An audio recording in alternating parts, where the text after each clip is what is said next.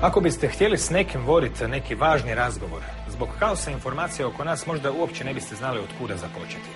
Što je važno? Što je istinito? Što je dirigirano? Što je dobronamjerno, a što ne?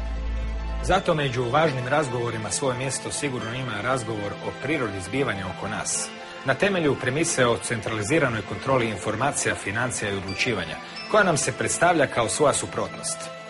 Ukratko, to je ono kad se jedno priča, a drugo radi. To drugo moglo bi biti koračenje, ne baš više niti skriveno, prema svjetskoj totalitarnoj državi. O tome ćemo razgovor ne po prvi puta voditi ovdje, na rubu znanosti.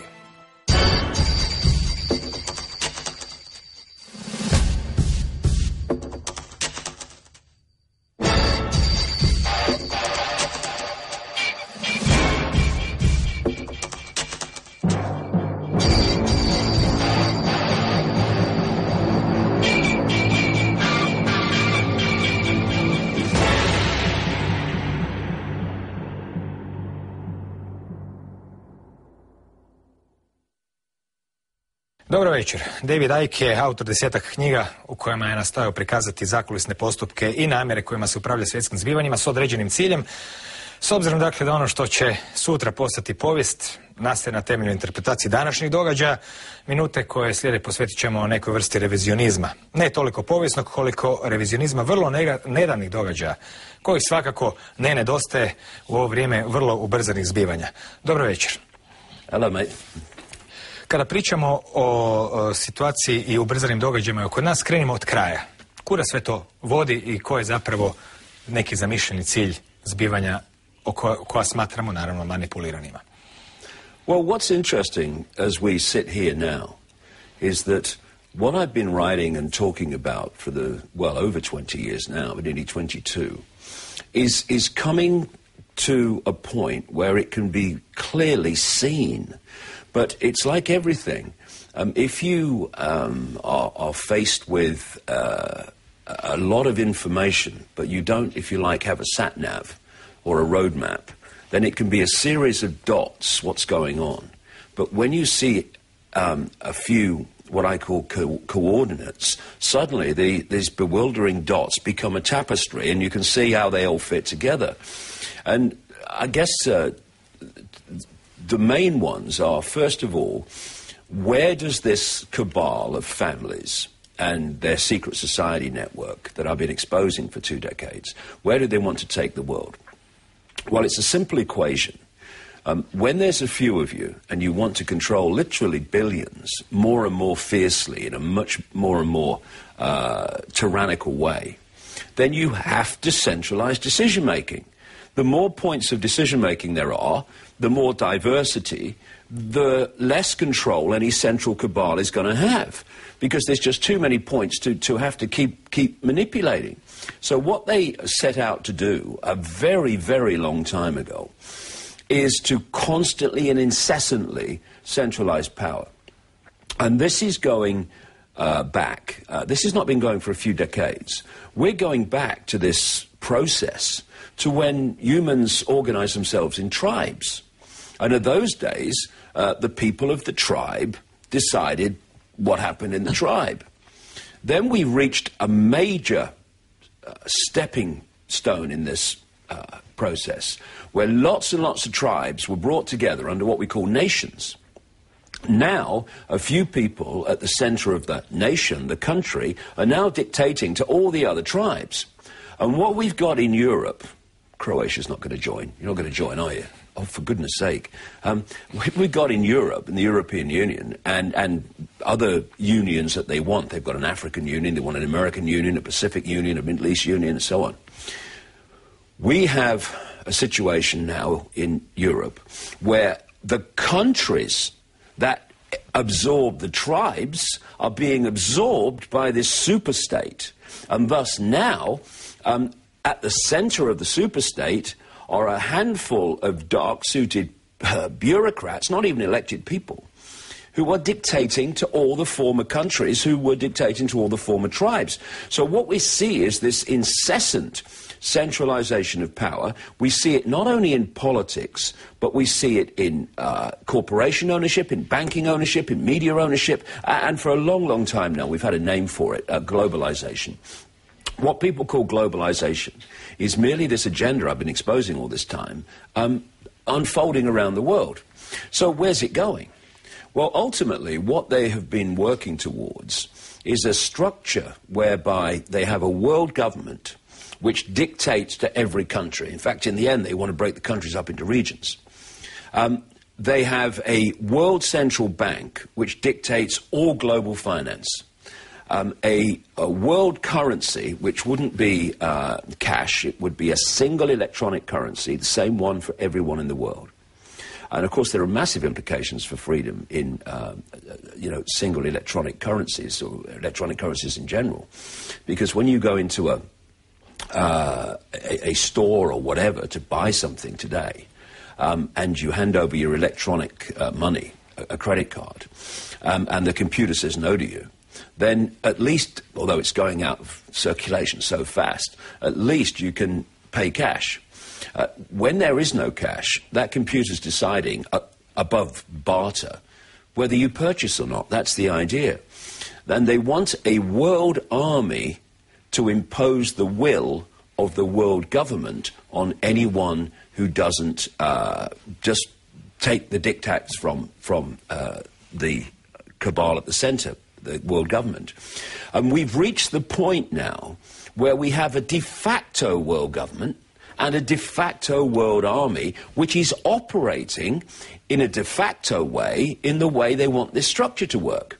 i.e., we have a world government under code terms like international community, G8 and all this stuff. And of course it's not the international community, it's the United States, Britain, France, Germany, Israel, and this little cabal. It's not a world community at all, but they just call it that.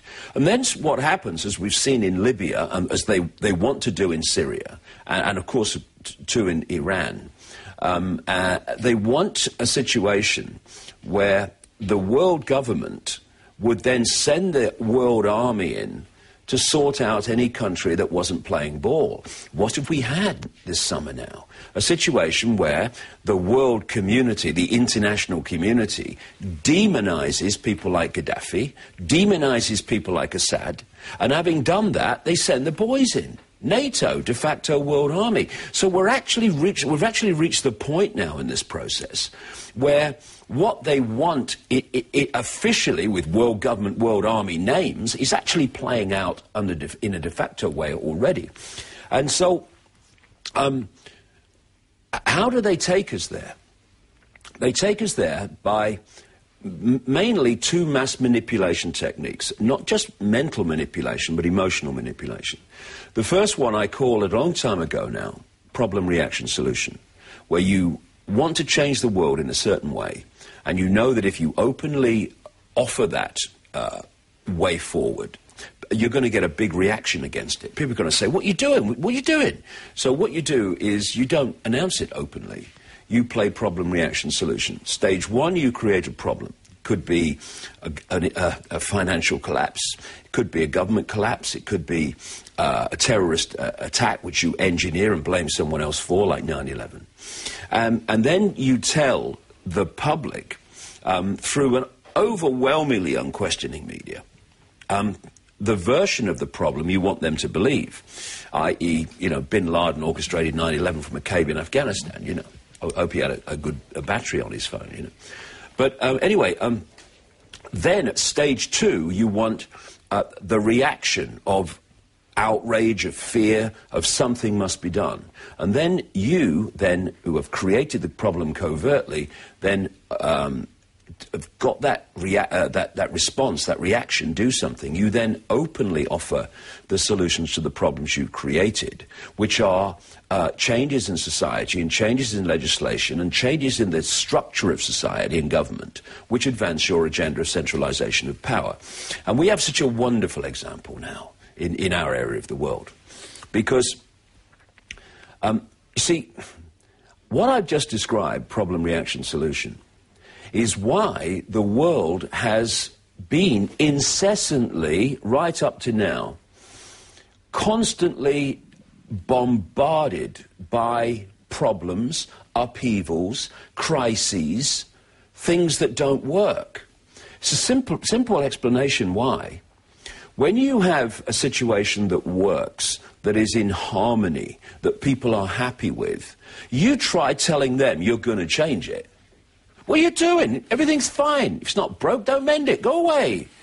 So you have to keep making sure the status quo in whatever area of society we're talking about consistently doesn't work. So what you do is you create a problem to make sure it doesn't work in a certain area. You then get the reaction, which allows you to offer your solution, but the solution's not designed to solve the problem. The solution is designed to further centralize power and change society in the way you want it, and to create the next crisis, which you can do the process through again.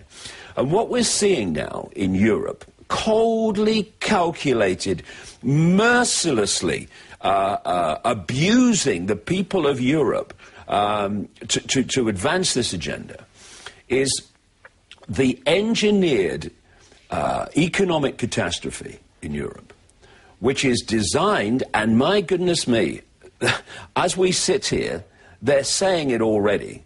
People like Jose Barroso, who I wouldn't trust to tell me the time in a room full of clocks, by the way, the President of the European Commission, Herman Van Rompuy, the President of Europe, the European Union, who's never seen a ballot box where anyone from the public put a vote in.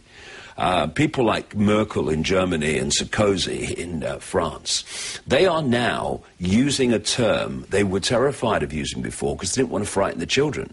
Because it's not real. No, over the years they've said, no, we're not trying to create a super-state. No. Yes, you are. And now they've reached the point where they're saying to solve the economic problems of the European Union, which they have covertly engineered, they must have deep integration of Europe and European countries into this bureaucratic spider's web that we've been manipulated into all these years. And when you consider that now something like 75% of the laws that are introduced in Britain affecting the British people originate in the Commission in Brussels, that's now what on earth are they contemplating in terms of the centralized control of Europe when they talk in terms of deep integration? And then you look at what's happening to the euro. See, once you understand where they want to take us and the methods used to take us there, the world kind of opens up, becomes an open book. People are saying, oh, big problems with the euro. Yes, because they're supposed to be. You see, the euro is not an end.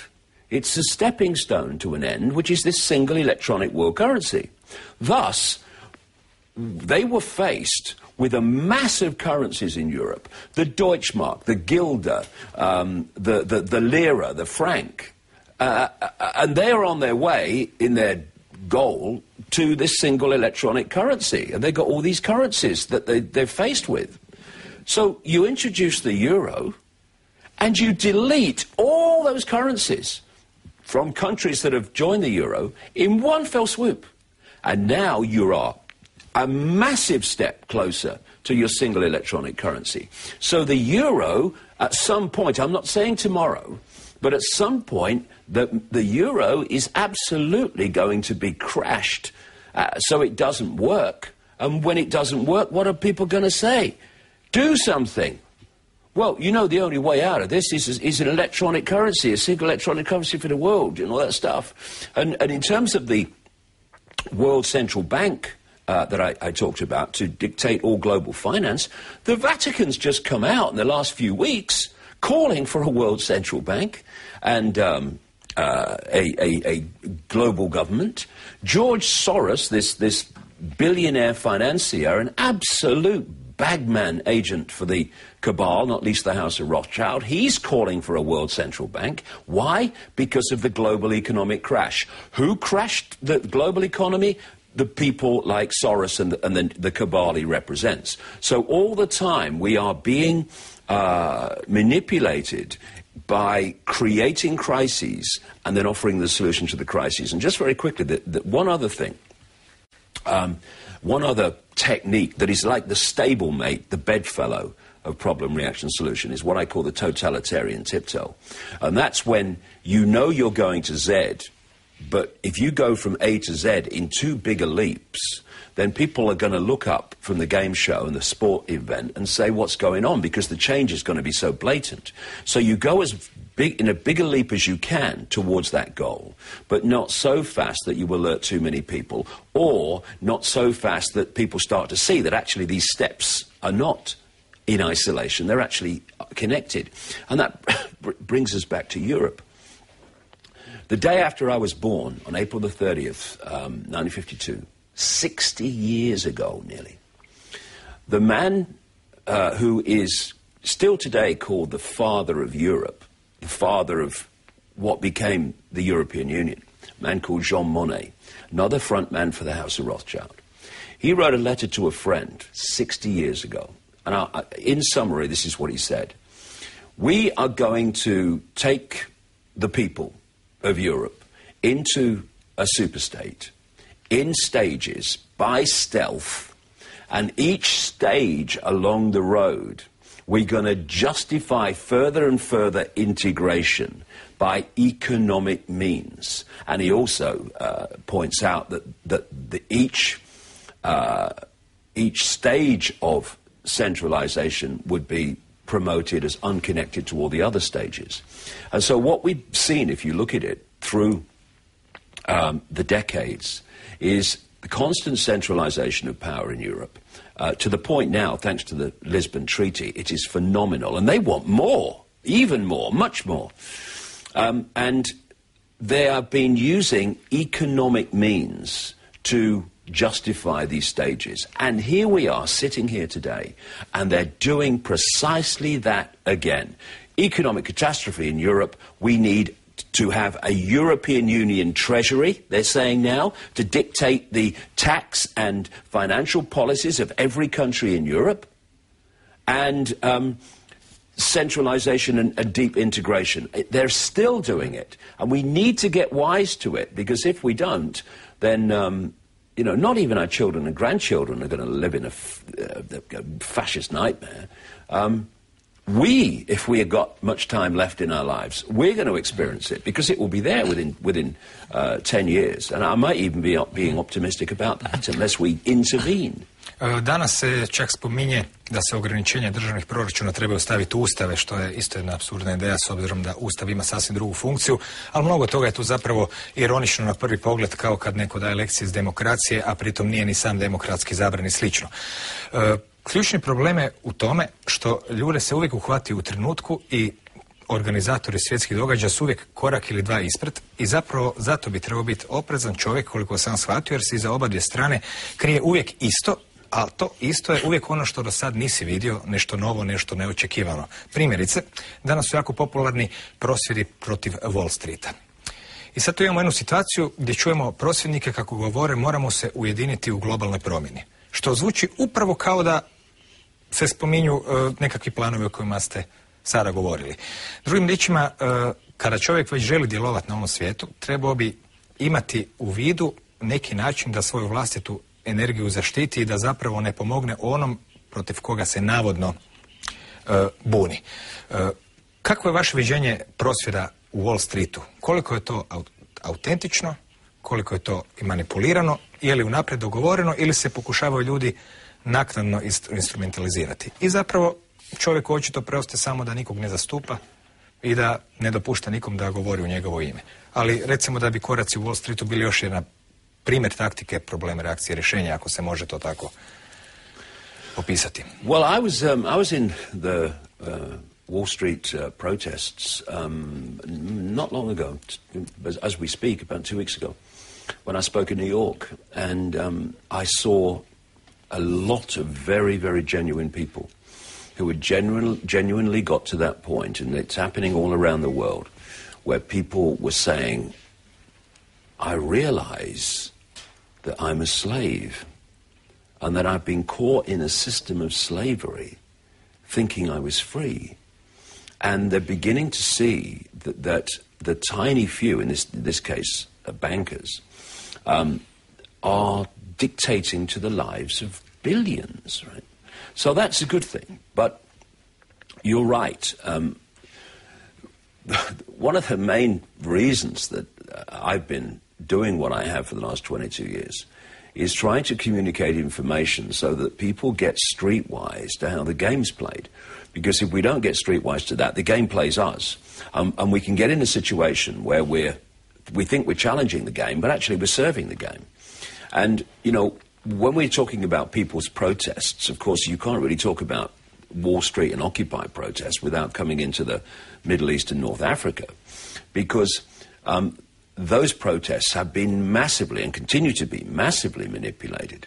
Again, we come back to our friend, for want of a word, George Soros. George Soros runs a network of organizations like the Open Society Institute and the International Crisis Group, which are specialists in manipulating people's revolutions, quote, to change regimes, to give the impression that the people have spoken to change the regime, when actually the agents provocateurs and the people that triggered the initial protests, which brought lots of genuine people onto the streets, were trained and funded by his network and by the United States. And at the end of it, Soros's people, the cabal's people, end up in power. And the classic is, well, of course, earlier than that, around Eastern Europe, we saw the Ukraine Orange Revolution, we saw the Rose Revolution in Georgia, what have you, and they were manipulated by this Soros network. I mean, some journalists of the mainstream media in Georgia have said, yeah, it's open knowledge that Karkashvili, or Karkrashvili, I should call him, really, because I think he's just a diabolical leader. He was put into place after the Rose Revolution, and he was educated in America and prepared in America. And so Soros was doing it in Eastern Europe, and also in league with a man called Zbigniew Brzezinski, who was at one time Jimmy Carter's national security advisor. And together, Brzezinski and Soros are major manipulators, handlers, mentors, and in Soros's case, funder of Barack Obama. So he's their man. And so if we come into to Egypt, during the overthrow of Milosevic in the former Yugoslavia, there were groups created by a couple of Serbians called Marovic and Popovic, I think Popovic. And one was called Canvas and one was called Otpor, which I understand means resistance. And these were organizations to train people in civil disobedience and the kind of thing we saw in Egypt, the kind of thing we're seeing in Wall Street. And they were funded by the United States and the NATO operation. And after the end of that conflict, they continued to be funded. And they have openly admitted that they trained key members of the initial triggering of the Egyptian revolution, the original one, in the art of doing that. It's also now been established that those people that were behind the initial triggering of it had been working with the U.S. Embassy in Cairo for years. They'd been flown to America to meet people and have further training. And one of the key kind of groups involved there was one called the April the 6th Youth Movement. Now, the Serbian guys admit that they trained those people. And, of course, Otpor has this clenched fist logo, and therefore you had the clenched fist logo of the April the 6th Youth Movement. And Marovic turns up in Wall Street making a speech there in the earlier time of the Wall Street occupation. And then you look at a man who, when they started gathering in the square in Cairo, this man got on a plane in Europe and suddenly had this revolutionary fervour and headed for Cairo. And this was Mohammed El-Baradi, who was formerly the head of the UN International Atomic Agency. And he got off the plane in Cairo, and within days, he's one of the leaders of the revolution. And then he said he's going to stand for president when elections come and stuff like that. Well, it just so happens that before he got on the plane, El-Baradi was a board member of the International Crisis Group of George Soros and Zbigniew Brzezinski that specializes in triggering people's revolutions and making sure their guy's in power at the end of it. I'm just hoping that getting this information out, and we're getting it out more and more about Baradi, that it will, throw a spanner in his works in terms of becoming the leader that they want. And then you go to Libya. I mean, the idea that was a genuine revolution in Libya is outrageous when you look at the evidence. They were NATO agents provocateurs that were funded and armed, not least through Qatar, the Emir of Qatar, who does not represent the interests of Arab people. He represents the interests of NATO and that cabal that control NATO. And so you have this situation where one of the military leaders of the rebels in Libya was a man called Khalifa Hifter, who for the previous 20 years had lived in Virginia down the road from CIA headquarters on their payroll.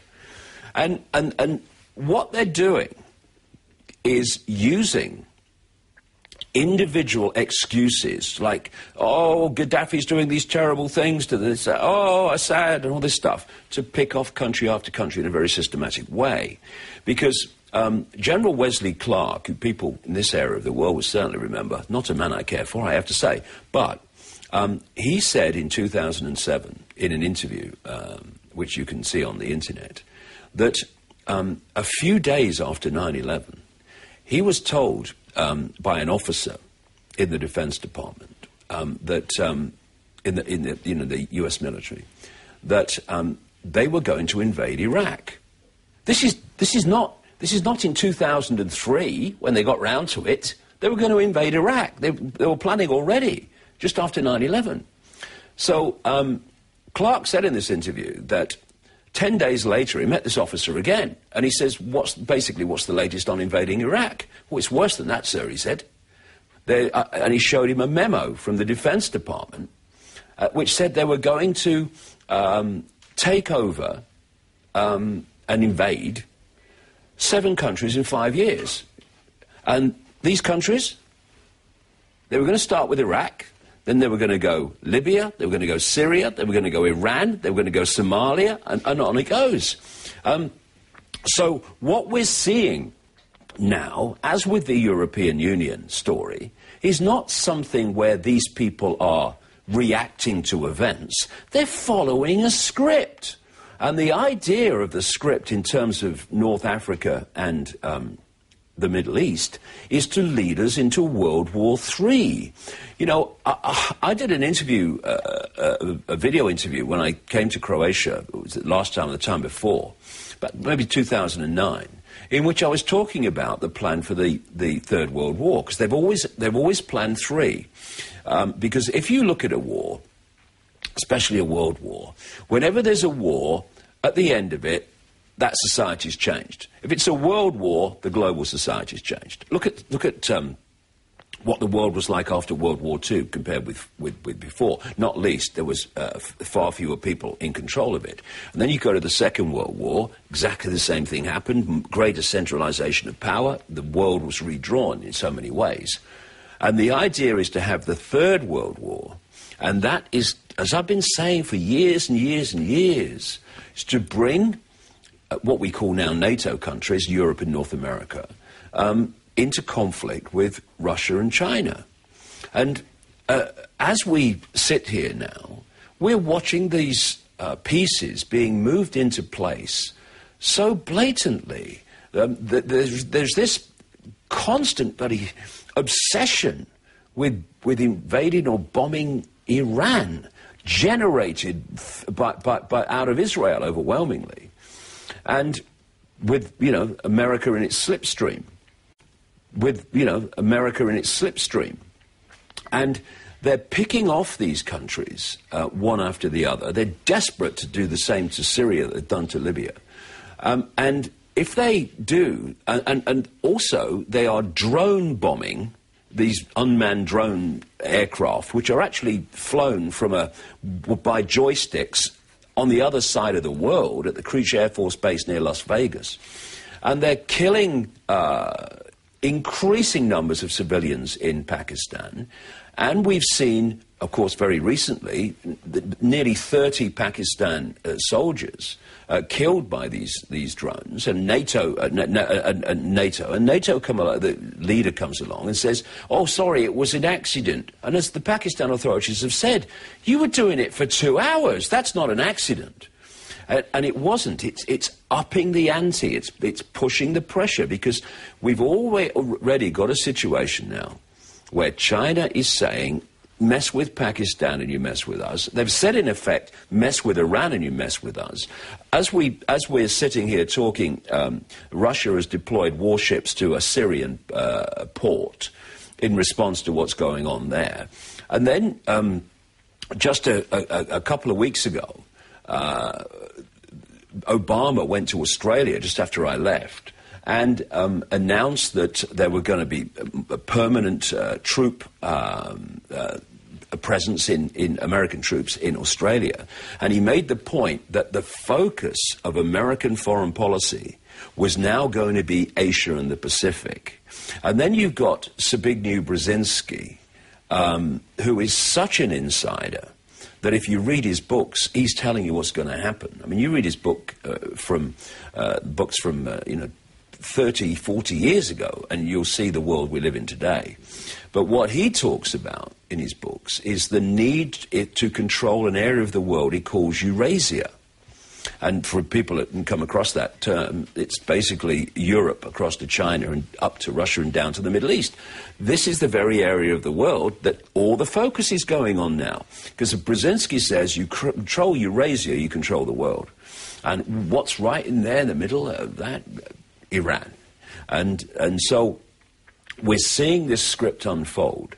And unless there is intervention by the people, then it will unfold. And what we are seeing in terms of the occupation protests around the world is the first stirring of people who are now understanding the world's not like they thought it was. They don't understand, most of them anyway, how it really is, but they know that the world's not the place they thought it was in terms of the world they lived in. They're starting to realize that actually a tiny few people, this is where the 99%, 1% comes from, are actually dominating world events and dictating increasingly the fine detail of people's lives. They are deciding if they have a livelihood or not. They're deciding if they have a home or not, and all the rest of it. And so we're getting this stirring of, I've had enough. But what we need to do, which is why I'm working so hard to get this stuff out, is that we need to understand the game we're dealing with, where it wants to take us and the methods it uses to take us there. Because if we don't, then you can get a situation where protest from genuine people is demanding what the cabal wants anyway. Because what we're seeing in Europe with the European Union, ironically, the irony is not lost, is that we have got into this mess by the centralization of power.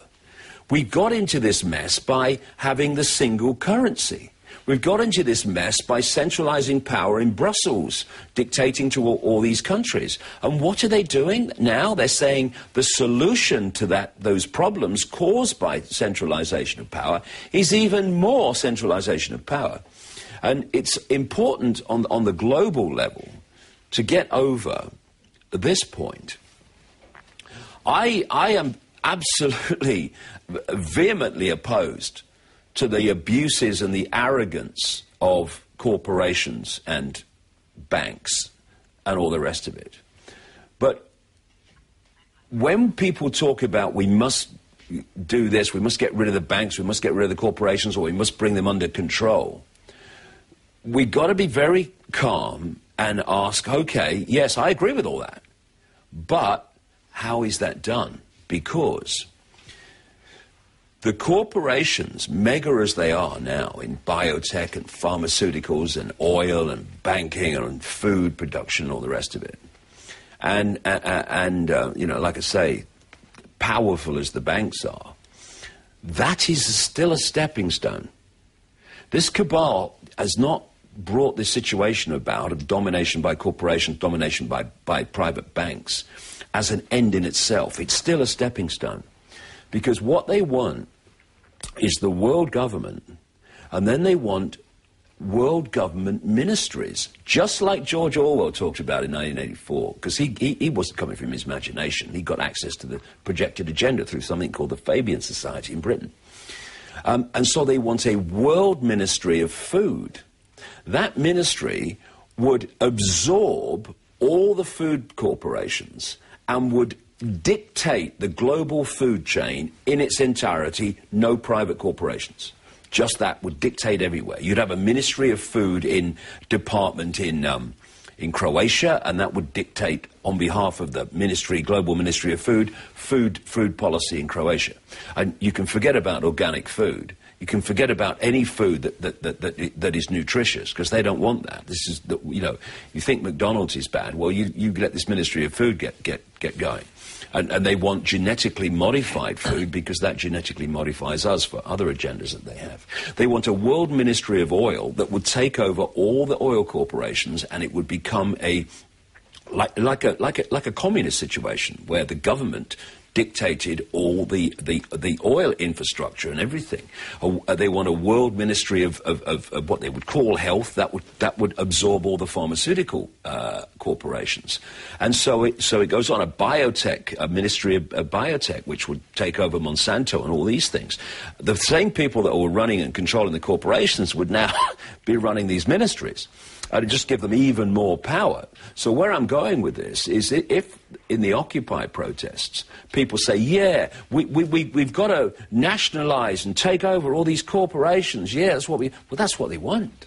So we have to be streetwise about it. And in terms of how do we respond to this, well, in terms of the way we live our lives and how we structure society, a lot less structure would be great, thank you very much.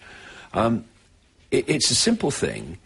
When you're faced with a problem, you can find a solution to it, and we're drowning in them, or you can remove the cause of the problem. And that's always the sensible thing to do. You look at how we've got into this situation of mass human control. And it's through the incessant centralization of decision-making in all areas of our lives. And the answer to that is not more centralization, which is what they're trying to sell us. It's diversity of decision-making. So the people of Croatia decide what happens in Croatia. And then diversify it a bit more and let the regions of Croatia within that structure also have massive devolved powers to decide what happens in their community. We should be having a situation where those making decisions over our lives actually are affected by those decisions, because the decisions tend to be better. We need situations where we can look in the eye the people who are making decisions about our lives.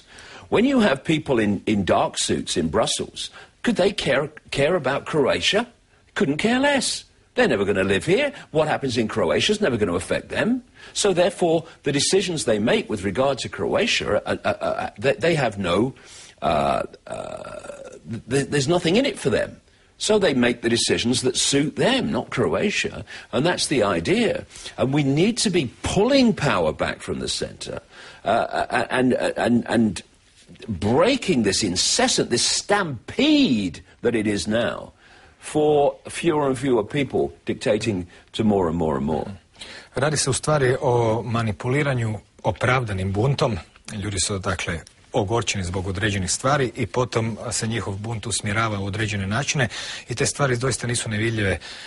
Možete otvoriti novine i vidjeti kako Putin stvara neku varijaciju Europske unije, prepisuje njene zakone i sve zapravo upravo onako kao što se moglo čitati ili čuti prije par godina u vašim predavanjima i slično.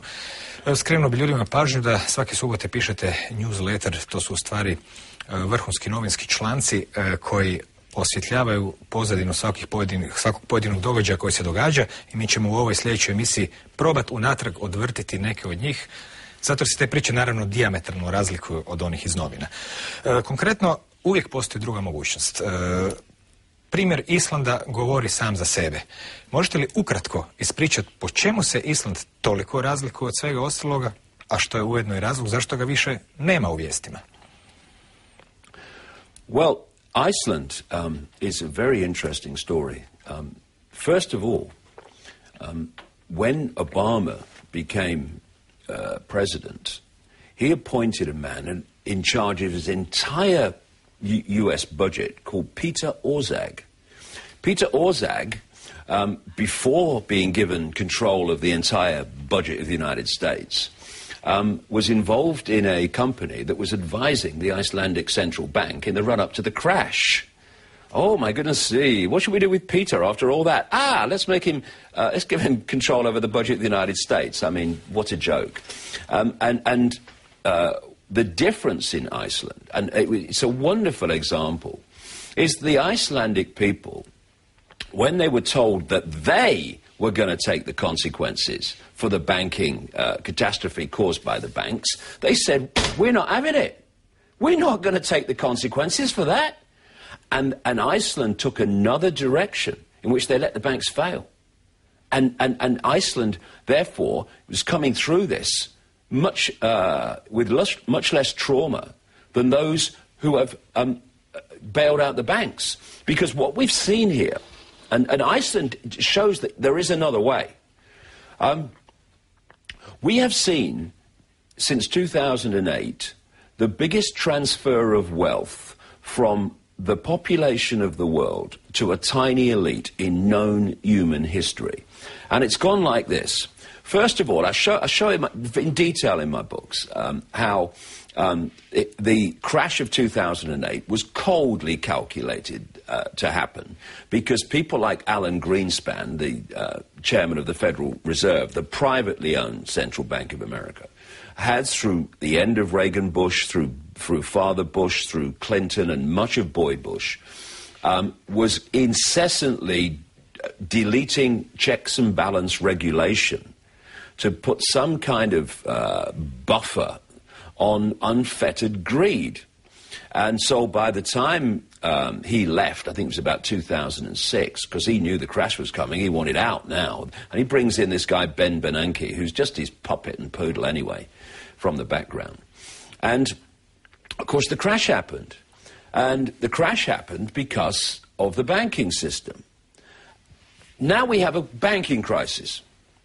But unlike Iceland, all the other countries, because their governments are controlled by the same people that control the banks, they turn the banking crisis into a government debt crisis by bailing out the banks.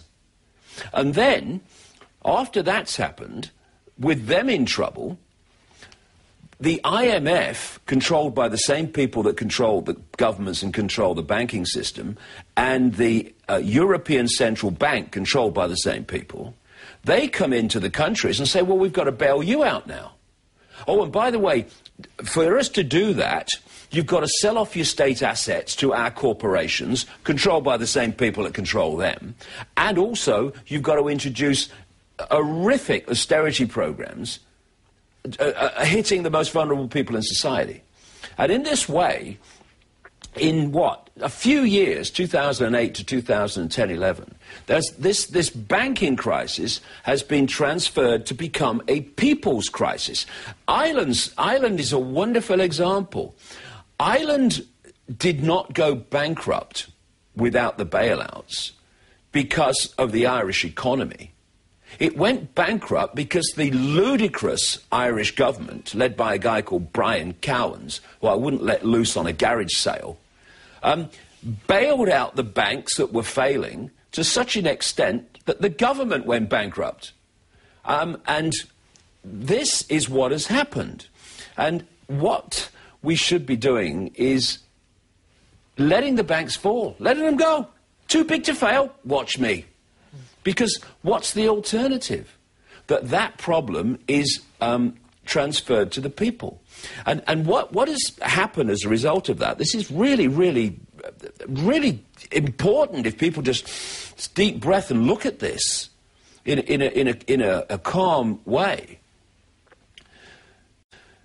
Zbigniew Brzezinski, in one of his books, talked about the coming technocracy, where technocrats run the world and run countries, not elected, just technocrats, people like bankers and scientists and academics and experts in various fields. He calls it the Technotronic Era. And here we are now in Europe, and would anyone have believed this just a few months ago? We have a banker as Prime Minister of Italy, Mario Monti, who is the European president of the Trilateral Commission, one of these manipulating groups co-founded by Zbigniew Brzezinski. And he is a banker who's never seen a ballot box in terms of putting him in a position of power. And he's now Prime Minister of Italy, with more than 60 million people and one of the biggest economies in Europe. And he's also in control of their finance. And what is he doing? Now he's agreeing to all these austerity measures being imposed by the banks of the European Union. And then we have Louis Papademos in Greece, another member of the Trilateral Commission, another professional banker who is Prime Minister of Greece, and he's never seen a ballot box either. So the technocrats are moving in. The society that Brzezinski envisaged, he didn't envisage it, he knew it was coming. That's why he wrote about it and was able to be so accurate. And it's coming in. So, you know, I've done quite a lot of research over the years, and a good friend of mine has done even more on this specific organisation. It operates out of Britain, but operates increasingly worldwide. And it's called Common Purpose.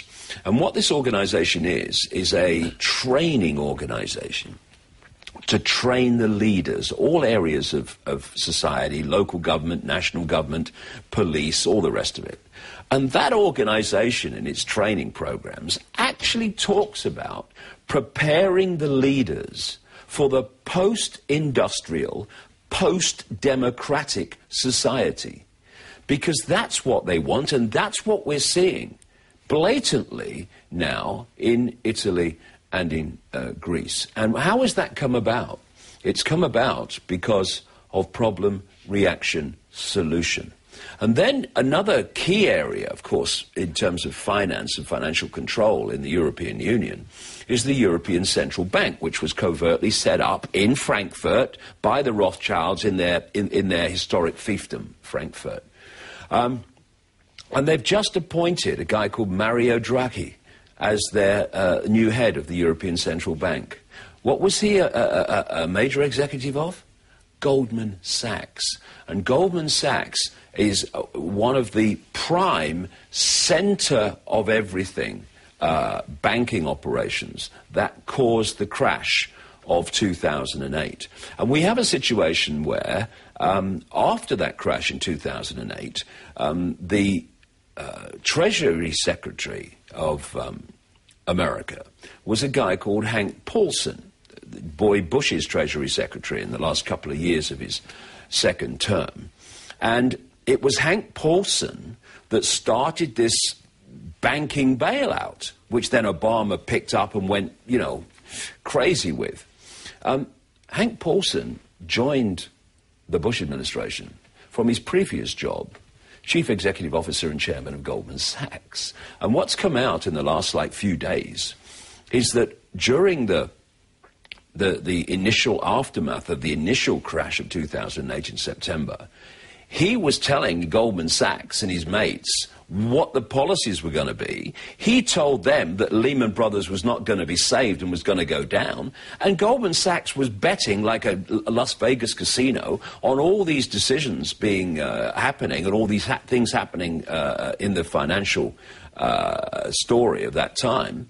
I'm making a fortune out of it. And how could they do that? Because they knew that it was going to happen, because Paulson was telling them. He's the Treasury Secretary. What we're also seeing now, which is another thing to highlight, is that there are 3 credit ratings agencies called Moody, Standard & Poor's and Fitch Ratings that dominate 95% of the credit rating business in the world.